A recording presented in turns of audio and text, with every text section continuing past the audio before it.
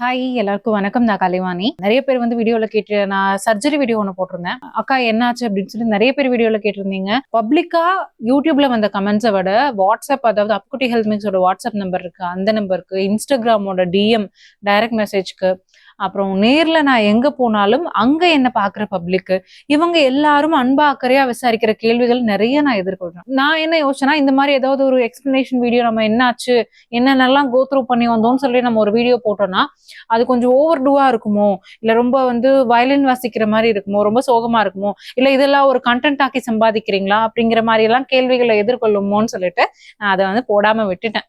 ஆனா 2 இன்சிடென்ட் வந்து எனக்கு இந்த வீடியோ போடணும் அப்படின்னு சொல்லி தோணுச்சு. அந்த 2 இன்சிடென்ட் என்ன அப்படிங்கறத நான் வீடியோட லாஸ்ட்ல சொல்லிடுறேன். ஃபர்ஸ்ட் இப்போ என்ன ஆச்சு, நீங்க டைட்டில்ல பார்த்துட்டு வந்திருப்பீங்க.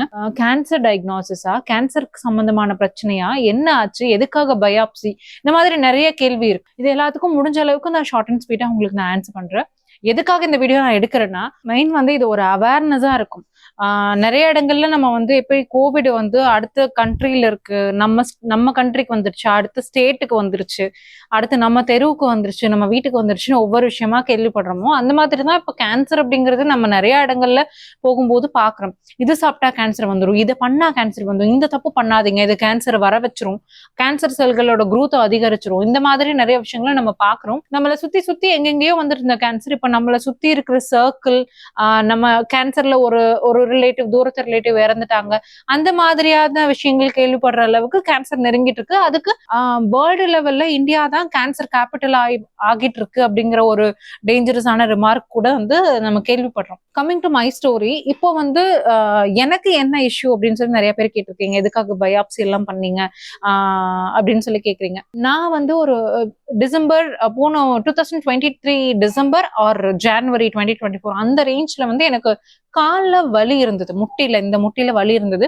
நான் உட்காந்து எந்திரிக்கும் போதும் சரி, இல்ல கார் ஓட்டும் போது கிளட்ச் பெடல் மிதிக்கும் போதும் சரி, அந்த ஒரு மூவ்மெண்ட் இருக்கும் போதெல்லாம், அந்த போனை யூஸ் பண்ணும் போதெல்லாம் எனக்கு ஒரு பெயின் இருந்துட்டே இருந்தது.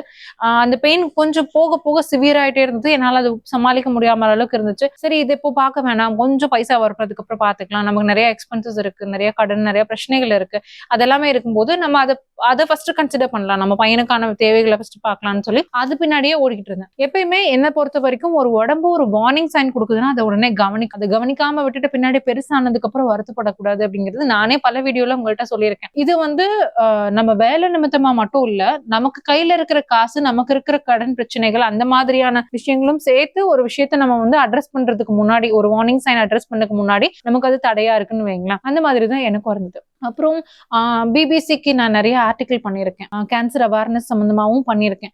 அதுல வந்து கொஞ்சம் நிறைய டாக்டர்ஸ் கிட்ட பேசும்போது இருந்த நாலேஜ் வச்சு ஒரு கேன்சர்னா என்னென்ன மாதிரியான சிம்டம்ஸ் வரும் அப்படிங்கிறதும் எனக்கு தெரியும். இது வந்து முதல்ல ஒரு டாக்டர் கிட்ட போய் நான் ஃபர்ஸ்ட் பார்க்கும்போது, இது வந்து பெயின் கில்லர் கொடுக்குறேன், ஒரு வாரம் கழிச்சு பாருங்க, அதுக்கப்புறமும் பெயின் இருந்ததுன்னா நம்ம எம்ஆர்ஐ பண்ணி பார்த்துக்கலாம் அப்படின்னாங்க.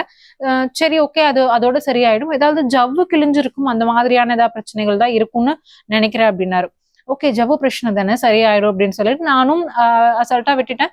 மீன் வாயில் அவங்க பெயின் கில்லர் முடிஞ்சதுக்கு அப்புறம் ஒரு கோர்ஸ் 7 days கொடுத்தாங்க. அது முடிச்சதுக்கு அப்புறம் வந்து பார்க்க சொன்னாங்க. அப்ப நம்ம போறதுக்கு எப்படியும் ஸ்கேன்னு போனா நமக்கு தெரியும், 5000 6000 கையில இல்லாம போக முடியாது, என்கிட்ட அந்த அளவுக்கு காசு இல்லை. அப்ப நான் வந்து ஒரு ஜிஹெச்க்கு ஒரு நியூஸ் சம்பந்தமா நாங்க போயிருக்கும் போது கர்ப்பப்பை வாய் புற்றுநோய் சம்பந்தமா ஒரு செக்அப் அது இதெல்லாம் நான் இது பண்றதுக்கு போய் பாக்குறேன். பார்த்ததுக்கு அப்புறம் அப்ப அங்க ஒரு எம்ஆர்ஐ இது வழியா நான் கிராஸ் பண்ணும்போது எனக்கு தோணுச்சு, பிரைவேட் ஹாஸ்பிட்டல்ல ஒரு எம்ஆர்ஐ சிடி பண்றதை விட கவர்மெண்ட்ல நம்ம பண்ணோம்னா ஒரு 2500 3000 பெர் ஸ்கேனுக்கு நமக்கு மிச்சமாகும். அங்க 6000 சொன்னாங்கன்னா இங்க 2500 2000 அந்த ரேஞ்ச்ல வரும் அப்படிங்கிறதுக்காக நான் அங்க போய் பண்ணிட்டு ரிசல்ட் வர்றதுக்கு முன்னாடியே அவங்கள்ட்ட கேட்கிறேன், என்னங்க இது என்ன பிரச்சனை அப்படின்னு. அது ஏதோ ஒரு லீஷன் மாதிரி இருக்குமா அப்படின்னு சொல்லி சொன்னாங்க. எனக்கு லீஷன் அப்படின்னதும் எனக்கு கொஞ்சம் பயம் வந்துச்சு. பிகாஸ் எனக்கு அந்த ஆர்டிகல் எல்லாம் பண்ண வரைக்கும், மெடிக்கல் நாலேஜ் இருக்கிற வரைக்கும் கொஞ்சம் அதுல தெரியும். லீஷன்னா கட்டின்னு அர்த்தம். அந்த கட்டி எதுக்கு முட்டிக்கு கீழே ஒரு டிபியான ஒரு இடத்துல எதுக்காக அங்க கட்டி வந்திருக்கு அப்படிங்கிறது தெரியல அப்படின்னு சொல்லி சொன்னாங்க. நானும் யோசிச்சுட்டு இருந்தேன், சரி ஓகே, இது ஏதாவது இருக்கும், அவங்க பார்த்து சொல்லுவாங்கன்னு. ஆனா இது வந்து எனக்கு மெயின் கேள்வி, பினைனா மலிக்னன்டா, பினைன் அப்படின்னா நான் கேன்சரஸ். கட்டிகள்ல 2 வகை இருக்கு. ஒண்ணு புற்றுநோய் கட்டியாவும் வர்றதுக்கு வாய்ப்பு, புற்றுநோய் கட்டியா வராததுக்கு வாய்ப்பு. இது கட்டி அப்படியே தான் இருக்கும். ஆனா அது வந்து பொதுவா வந்து நம்ம ப்ரெடிக்ட் பண்ண முடியாதுன்னு வைங்களேன்.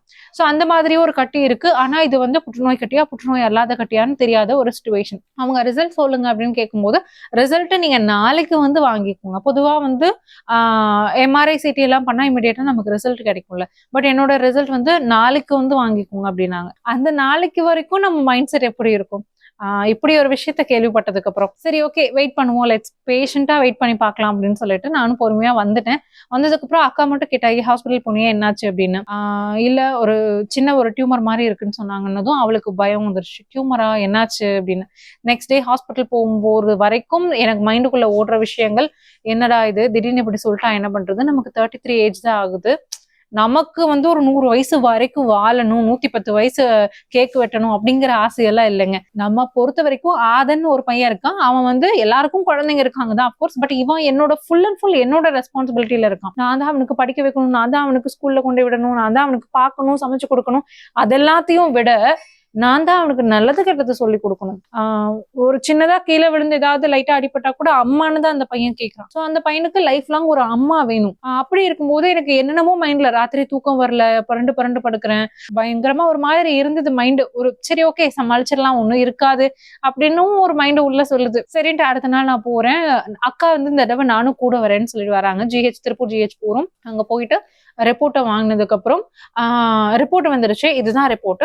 நீங்க வந்து எந்த டாக்டர் உங்களுக்கு வந்து ரிப்போர்ட் ஸ்கேன் எழுதி கொடுத்தாங்களோ அந்த பிரைவேட் டாக்டர்லயே போய் பாத்துக்கோங்க அப்படின்னாங்க. எனக்கு ஒரு டவுட், நம்ம மூளை தான் கொஞ்சம் ஏடா கூடமா யோசிக்குமே. ரிசல்ட் என்னன்னா இந்த டாக்டரே சொல்லியிருக்கலாம், இல்ல ரேடியாலஜிஸ்டே சொல்லியிருக்கலாம், இல்ல இங்க இருக்க ஜிஹெச்ல இருக்க டாக்டரை பத்தியே பார்க்க சொல்லியிருக்கலாம். ஏன் அங்க அனுப்புறாங்க அப்படின்னு. ஆனா அந்த கேள்வியை நான் கேட்கல. நம்ம அங்கிருந்து தானே வந்தோம், அதனால அங்க அனுப்புறாங்க அப்படின்னு நான் நினைச்சிட்டேன்.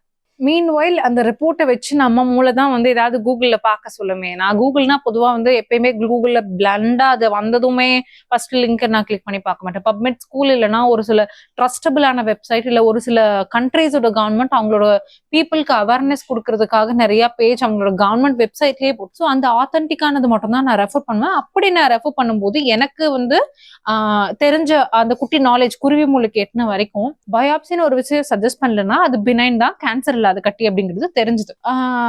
ஆனா எனக்கு ஃபர்ஸ்ட் கொடுத்த ரிசல்ட்ல வந்து ஹெச்பி கோரிலேஷன் சொன்னாங்க. அந்த பயாப்சி பண்ணணும்னு சொன்னதும் எனக்கு கொஞ்சம் டவுட். வண்டியில போகவே நான் அதை கூகுள்ல பாக்குறேன். எனக்கு ஒரு மாதிரி ஆகுது. ஃபுல் அண்ட் ஃபுல் மைண்ட்ல வந்து ஆக்கியபை பண்ணி உட்காந்துட்டு இருக்கிறது யாருன்னா ஆதன். ஐயோ நம்ம இப்படி ஒரு சிச்சுவேஷன், இந்த நிலைமையில நமக்கு இந்த ஏஜ்லயே வந்துட்டான், அவன் நாளைக்கு எப்படி பாக்குறது, அவனுக்கு தேவையான விஷயங்களை எப்படி பண்றது. பிகாஸ் ஒரு குழந்தைக்கு வந்து என்னென்ன விஷயம் எல்லாம் பண்ணணும்னு ஒரு அம்மா நினைச்சிருப்பாங்க. அவங்கள பத்தி ஒரு ஃபியூச்சர் இருக்கும், எதிர்காலம் இருக்கும். யாருமே இல்லாத ஒரு பையனை மாதிரி விட்டுட்டு போறதுக்கு யாருமே விரும்ப மாட்டாங்க. எந்த ஒரு அம்மாவா இருக்கட்டும் விரும்ப மாட்டாங்க. ஓகே, அதுக்கப்புறம் சரி நாங்க ஃபர்ஸ்ட் பார்த்த ஹாஸ்பிட்டலுக்கே பிரைவேட் ஹாஸ்பிட்டலே போறோம். அங்க போய் கொஞ்ச நேரம் வெயிட் பண்றோம். அங்க வெயிட் பண்ணும்போது எனக்குள்ள என்னென்னமோ மைண்டுக்குள்ள ஓடிக்கிட்டு இருக்கு. அக்காவும் ஏதோ யோசிச்சுட்டு இருக்காங்க. 2 பேரும் அமைதியா உட்காந்துருக்கும். பக்கத்துல ஒருத்தரோட ரிங்டோன் வந்து எனக்கு சிரிப்பு வந்துருச்சு. அந்த ரிங்டோன்ல வந்து செஞ்சோற்று கடன் தீர்க்க சேராத இடம் சேர்ந்து வஞ்சத்தில் வீழ்ந்தாயடா கர்ணா அப்படிங்கிற ஒரு பாட்டு இருக்கு இல்லையா, அந்த பாட்டுல வர ஒரு லிரிக்கு. அதுல வந்து கர்ணா வருவதை எதிர்கொள்ளடா அப்படிங்கிற மாதிரி வந்துச்சு. அப்ப ஏதோ சம்திங் வரப்போகுது பெருசா அப்படின்னு சொல்லி நானும் எங்க அக்காவும் அந்த நிலைமையிலே உட்காந்து சிரிக்கிறோம். ஏன்னா என் அக்கா வந்து த்ரூ அவுட் திஸ் ஜர்னி ஒரு 2 மாசம் 3 மாசம் வரைக்கும் இது என் கூட அலைஞ்சது எல்லாமே அக்கா தான். அவங்க வந்து எவ்வளவு தூரம் மனசுனால கஷ்டப்பட்டிருந்தாலும் என்ன என்கரேஜ் பண்றது, என்ன சிரிக்க வைக்கிறது, என்ன நார்மலைஸா வச்சுக்கிறதுலவே அவங்க வந்து குறியா இருந்தாங்க. I think I'm blessed. இந்த மாதிரி எனக்கு ஒரு ஃபேமிலி இப்படி ஒரு கிடைச்சிருக்கிறதுக்கு நான் ரொம்ப பிளஸ்ட்னு நினைக்கிறேன். கமிங் டு நாங்க வந்து அடுத்து டாக்டர் பாக்குறதுக்கு நாங்க உள்ள போறோம். கலைவாணின்னு பேர் கூப்பிடுறாங்க. ரொம்ப பதட்டமா இருக்கு. உள்ள போறோம், டாக்டர் பாக்குறோம். இது வந்து டாக்டர் எக்ஸ்பிளைன் பண்றாங்க. பொதுவா ஒரு கட்டி அப்படிங்கும்போது அது வந்து ஒரு ஃபார்மேட்ல இருக்கும். ஒன்னா ஒரு முக்கோணம் ஷேப்பு, இல்ல வந்து ஒரு சதுரம், இல்ல ஏதாவது இந்த ஷேப்பு தான் இல்லாம பார்டர் லைன் வந்து அழகா கோடு போட்டு வரைஞ்ச மாதிரி இருக்கும், அதுக்குள்ள இருக்கு. ஆனா உங்களது வந்து அங்கங்க அப்படியே எலாங்கேட் ஆயிருக்கு, அங்கங்க ஒரு மாதிரி கலைஞ்ச மாதிரி இருக்கு. அதனால எனக்கு கொஞ்சம் டவுட்டா இருக்கு.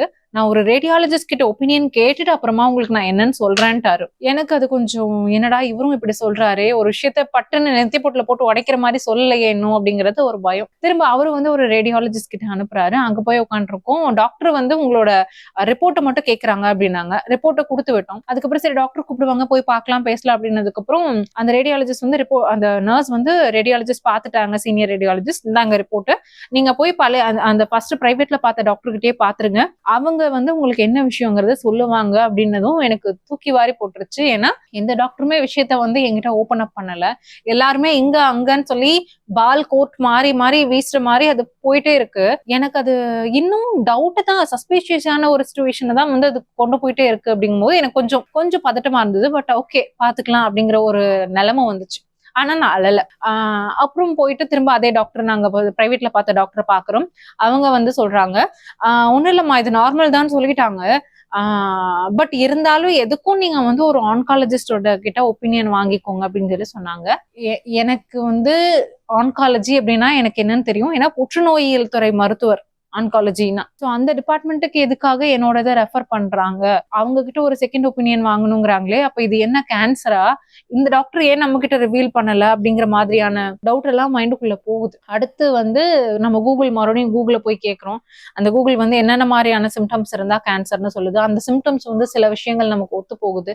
நைட்லாம் தூக்கம் இல்ல, புரண்டு புரண்டு படுக்கிறோம். சரி ஆன்காலஜிஸ்ட் கிட்ட போயே பாத்திரலாம், நம்ம வந்து இந்த நார்மலா இருக்கிற என்னதான் கவர்மெண்ட் வெப்சைட்லயே சொல்லியிருந்தாலும் அதை நம்ம மைண்டோட டாட்ஸை கனெக்ட் பண்ணி நம்ம வந்து திங்க் பண்ண வேணாம், நம்ம ஒரு டாக்டர் கிட்ட கேட்டுக்கலாம் அப்படின்னு சொல்லிட்டு நெக்ஸ்ட் டே நானும் என் சிஸ்டரும் கோயம்புத்தூர்ல இருக்கிற இன்னொரு பிரைவேட் ஹாஸ்பிட்டலுக்கு நாங்க போறோம். அங்க போனதுக்கு அப்புறம் டாக்டர் அந்த சிம்டம்ஸ் எல்லாம் கேட்டுட்டு, எனக்கு இந்த போன்ல இருக்கிற பெயின் இது எல்லாமே கேட்டுட்டு அவங்க வந்து இது எனக்கும் கொஞ்சம் டவுட்டா தான் இருக்கு, நம்ம எதுக்கும் பெட் சிடி எடுத்து பாத்துக்கலாம் அப்படின்னாங்க. அப்ப எனக்கு இன்னும் இன்னும் வந்து அந்த அந்த ஒரு இது கேன்சருக்கு நோக்கி நம்மளை நகர்த்துது அப்படிங்கிற ஒரு பயங்கிறத விட ஒரு இன்னும் நம்ம ஸ்ட்ராங் ஆகணும், இல்ல என்ன சொன்னாலும் நம்ம மைண்டை தயார் பண்ணிக்கணும், எதனாலும் நம்ம இன்னும் ஃபேஸ் பண்ணி வரணுங்கிற ஒரு ஒரு வில் பவர் தான் அதை மீறி எந்திரிச்சு வந்துகிட்டே இருக்கு. அந்த பயத்தை தட்டி தட்டி அந்த ஒரு பால் எந்திரிக்கும் போதெல்லாம் தட்டுவாங்கல்ல, அந்த மாதிரி அந்த பயத்தையும் என்னோட ஃபீலிங்ஸையும் தட்டி தட்டி அந்த வில் பவர் எந்திரிச்சு மேல வந்துட்டே இருக்கு. பெட் சிட்டிக்கு அனுப்புறாங்க. பெட் சிட்டி அப்படின்னா நிறைய பேருக்கு இதுல தெரிஞ்சிருக்குமா இல்லையான்னு தெரியல. பெட் சிட்டிங்கிறது வந்து ஒரு கான்ட்ராஸ்ட் டை இருக்கும். எப்படி நம்ம வந்து ஸ்கூல்ல ஹைலைட்டிங் கலர்லாம் யூஸ் பண்ணுவோம், அந்த மாதிரி ஒரு டை இருக்கும். நம்ம உடம்புல வந்து ஃபர்ஸ்ட் அந்த ஐவி மூலியமா அந்த டையை வந்து ஃபர்ஸ்ட் அலர்ஜிக் செக் பண்ணுவாங்க. அப்புறம் அந்த ஐவி மூலியமா அந்த டைய கெமிக்கலை வந்து போட்டுட்டு நம்மள வந்து அந்த பெட் சிட்டி மெஷின்குள்ள வந்து ஹோல் பாடி வந்து எங்கெங்க வந்து ஏதாவது கேன்சர் கட்டிகள் இருக்கா, அப்படி இருந்தா எந்தெந்த இடங்கள்ல பரவி இருக்கு அப்படிங்கிறது தெரியணும் அப்படிங்கிறதுக்காக அந்த பெட் சிட்டிக்குள்ள அனுப்புறாங்க. பயங்கர சில்லா இருக்கும், அங்க உள்ள போனா பயங்கர குளிரா இருக்கும். என்ன வந்து உள்ள அனுப்புறாங்க. பெட் சிட்டில எனக்கு டை போட்டதும் வந்து அப்படியே உடம்புல அப்படியே ஜிவு ஜிவு ஜிவு ஜிவுன்னு என்னென்னமோ ஏறுது, என்னென்னமோ பண்ணுது. ஒரு மாதிரி சுறுசுறுங்குது, அந்த அந்த உடம்புக்குள்ள அந்த டை பரவுறது வந்து எனக்கு அப்படியே ஃபீல் ஆகுது. திரும்ப நாங்க வந்து உட்காந்துருக்கேன். எனக்கு அந்த வெயிட்டிங் ரூம்லயா இருக்கட்டும், இல்ல வந்து எனக்கு அந்த அந்த பெட் சிட்டி அந்த கேன்சர் டயக்னோசிஸ்க்கான ட்ரீட்மெண்ட் அதுவே வந்து என்னை போட்டு அப்படியே இந்த ஒரு ஒரு ஒரு பெரிய ஷார்ப்பான ஒரு ஆப்ஜெக்ட் விட்டு ஏதாவது குத்திக்கிட்டே இருந்தா நமக்கு எப்படி பெயின் ஆகும், அந்த மாதிரி ஒரு பெயின் கொடுக்குது. மெயின் ஃபுல் அண்ட் ஃபுல் ஆதன்னு நினைச்சு, ஸோ அது ஃபுல் அண்ட் ஃபுல் வந்து ஆதன்னு நினைச்சு ஒரு மாதிரி ரொம்ப ஃபீல் ஆயிட்டு இருந்தேன். என்னதான் இருந்தாலும் அவனுக்கு ஒரு அம்மா கூட இருந்து பண்ற மாதிரி இருக்காது இல்லையா, எல்லாமே வளர்த்துறதா இருக்கட்டும், பிடிக்கிறதா இருக்கட்டும், அவனுக்கு ஒரு நல்லது கெட்டது சொல்லி கொடுக்கறதா இருக்கட்டும். இந்த வேர்ல்ட்ல நிறைய விஷயங்கள் கெட்ட விஷயங்கள் இருக்கு. அதுல இருந்து அவனை ஒரு ஒரு ஒரு சேஃப்டியா அவனை நின்று பாதுகாத்து ஒரு நல்ல நிலைமைக்கு கூட்டிட்டு போற வரைக்கும் முழுக்க முழுக்க என்னோட கேஸ்ல அம்மா என்னோட பொறுப்பு தான் அதுல இருக்கு. ஸோ அப்படி இருக்கும்போது அவனுக்கு ஒரு என்னதான் ஒரு நான் சம்பாதிச்சாலும், அவனுக்கு ஸ்கூல் ஃபீஸ் கட்டினாலும், நான் என்னது பண்ணி வச்சாலும், அவனுக்கு அம்மானு ஒரு ஒரு பிசிக்கலா ஒரு பொண்ணு வந்து நான் கூட இருந்து நான் பண்ற மாதிரி அவனுக்கு வராது. சோ அந்த ஒரு ஃபீலிங் எனக்குள்ள இருந்துட்டே இருந்தது. அதுக்கப்புறம் பெட் சிட்டி முடிச்சதுக்கு அப்புறம் ரிசல்ட்டுக்கு வெயிட் பண்றோம். திரும்ப கூப்பிடுறாங்க. ஒண்ணும் இல்லம்மா, இது வந்து நார்மல் தான், நீங்க வந்து இது பண்ணி அதை ஒரு ஆர்த்தோ டாக்டர் பார்த்து அதை கிளியர் பண்ணி எடுத்துக்கோங்க அப்படிங்கிற மாதிரி சொல்றாங்க. அப்பா இது ஒண்ணும் இல்லை, நார்மல் ஆயிடுச்சு அப்படின்னு சொன்னதும் எங்க அக்கா வந்து அவ்வளோ தூரம் வந்து இது பண்ணிட்டு இருந்தவ அப்பதான் வந்து என்கிட்ட வந்து சொல்றா, எனக்கு என்னமோ நீ பண்ற ஒவ்வொரு விஷயங்களும் நம்ம போய் பார்க்கும்போது ஒரு மின்மயானத்துக்குள்ள நானே போயிட்டு வந்த ஒரு எஃபெக்டே வந்து எனக்கு வந்துருச்சு, செத்து பொழிச்சு வர மாதிரி இருக்குது அப்படிங்கிறத வந்து அவ அந்த அளவுக்கு டிஸ்கிரைப் பண்றா. எனக்கு ஒரு ஒரு சின்ன ப்ராப்ளம், சின்னதுல ஒரு மேஜரா ப்ராப்ளம் வந்துருமோன்னு ஒரு சுச்சுவேஷன் பயம் வரும்போது அவளே மனசு உடைஞ்சு போயிட்டா. நான் வந்து இருந்தாலும் பரவாயில்ல அப்படின்னு சொல்லி சமாளிச்சுட்டு இருக்கேன். அப்ப எங்க அக்கா உட்காந்து சொல்றேன், நான் எந்த சுச்சுவேஷன்ல வந்து யார் இருந்தாலும் உட்காந்து கதறி கதறி அழுதுருப்பாங்க. ஆனா நீ இன்னும் அழுகாம இருக்க, அது தப்பு. எதுனாலும் வாய் விட்டு சொல்லி அழுதுரு, அதான் நல்லது. எதையும் மனசுக்குள்ள வச்சு பூட்டிக்காத அப்படின்னு. ஆனா அப்ப வரைக்கும் நான் அதை நான் நினைச்சு ஃபீல் பண்ணி அழவே இல்லை. சரி பாத்துக்கலாம். நான் தான் சொன்னேன் இல்லையா, என்னோட வில் பவர் மறுபடியும் மேல மேல வந்துட்டே இருக்கணும்.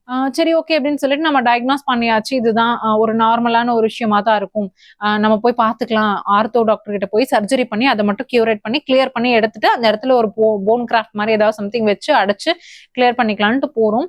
திரும்ப ஆர்த்தோ டாக்டர் பாக்குறதுக்கு இன்னொரு நாள் அப்பாயின்மெண்ட் கொடுக்குறாங்க. அந்த டாக்டர்ல போய் அங்க போயிட்டு நம்ம அட்மிட் ஆகுறோம். அப்ப அவங்க சொல்றாங்க, நம்ம ஒரு பயாப்சி பண்ணி பார்த்துட்டே வந்து நம்ம எடுத்துடலாம். ஏன்னா இது நாளைக்கு நம்ம எடுத்ததுக்கு அப்புறம் அது வந்து ஒரு வேளை கேன்சரா இருந்து அது மத்த இடங்கள்ல அதோட கேரக்டர் அப்படித்தானே இருக்கும், மத்த இடங்கள்ல பரவிடுச்சுன்னா அது கொஞ்சம் டேஞ்சர் தான் அப்படின்னு சொல்றாங்க. திரும்ப மனசு கஷ்டமாகுது. இந்த மாதிரியான விஷயங்கள் மனசுக்குள்ள போட்டு உழப்பிட்டு போய்கிட்டே இருக்கு. அவங்க வந்து இதை நாங்க கொஞ்சம் கை வைக்கிறதுக்கு யோசிக்கிறோம், கொஞ்சம் தயக்கமா இருக்கு.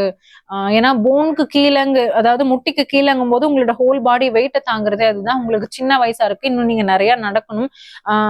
அந்த இடத்துல நம்ம வந்து ஒரு இது பண்ணி எடுக்கும்போது உங்களுக்கு நடக்கிறதுக்கு சிரமம் இல்லாம இருக்க பாக்குறத நாங்க யோசிக்கணும் அப்படிங்கிற மாதிரி நிறைய பேசுறாங்க. ஆனா நிறைய தயங்குறாங்க, அதுவும் இருந்தது.